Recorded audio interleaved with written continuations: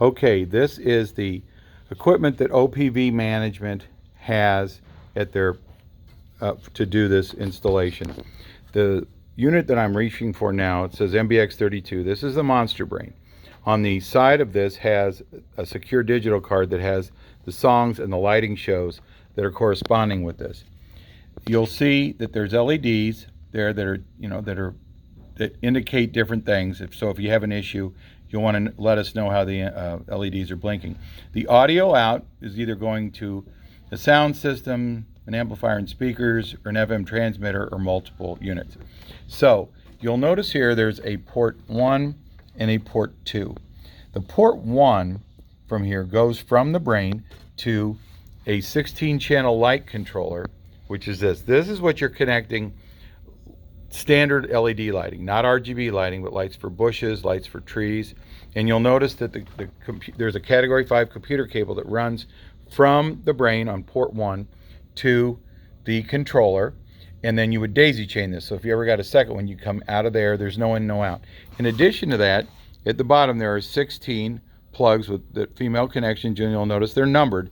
So when you plug those in, our programming is based on 4 groups of 4 channels each. So it goes from 0 through 15 of the numbering sequence. 0, 1, 2, 3 is typically a group like a color red. 3, 4, 5, 6, or 4, 5, 6, 7, another group, and we won't worry about that today. Now, the second controller that you have in the system is an RGB controller, and literally this controller is right here next to the brain. It is actually connected there. You will see coming out of port 2 a cable that plugs into the main board, and then we have another cable, so when you daisy chain, you get 2 of them. It comes out of the first, they're in and out. There's no in and out, you can pick either one, but then it comes out and it would go to excuse me, a second RGB controller. So what's on the RGB controller?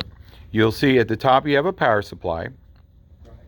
On the right side we have a fuse block, and there are 4 ports, 4 positions coming out of this out of the RGB controller, the controller itself. Those are references for fuses. Like there's a fuse in position 1. Back here on the other one, you'll see fuses in positions 1, 2, 3, and 4. So if you're having a problem with the installation and lights aren't coming on, it could be that fuse was blown for some reason. You can go to any auto parts store and they're easily replaced. On the Pixel driver itself, notice there are 4 green, female plugs there, and you'll see a plug into position 1. When you have received the RGB strings that you got from Reinders, then they are the pebble strings, which are these LEDs right here. Notice this is the RGB controller is controlling it. We've already preloaded the outputs. We've already marked on the cables what is output 1, what is output 2, and they're marked on both sides, both coming out of the RGB controller, and also that you would connect up to the pebble strings, the RGB strings. So you should be able to look at those and connect output 1 to output 1, output 2. Am I missing something? I think we labeled those column 1. All right, well, I'm going to go up to your picture. Column 1, go ahead, Jody. So later today, the thing that we most hopefully do is we will get you a drawing, and it will correspond with the way we have the 4 outputs in each box labeled, roof line, cupola, and all you have to do is match up the 2 labels. In most cases, we left them connected, so you don't even have to match them up. The only time we take them apart is if it's in consideration of shipping and we have to ship strings in different boxes than the controller. But Rick will also include in that drawing where he suggests that you place these 2 control RGB controllers. RGB controllers. And I believe he's got, what he told me is we're going to put them, well, first of all, we'll put them up high so people can't either trip over them or monkey with them.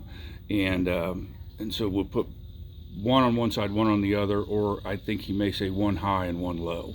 But we'll get you a drawing that will help you on that part of the installation.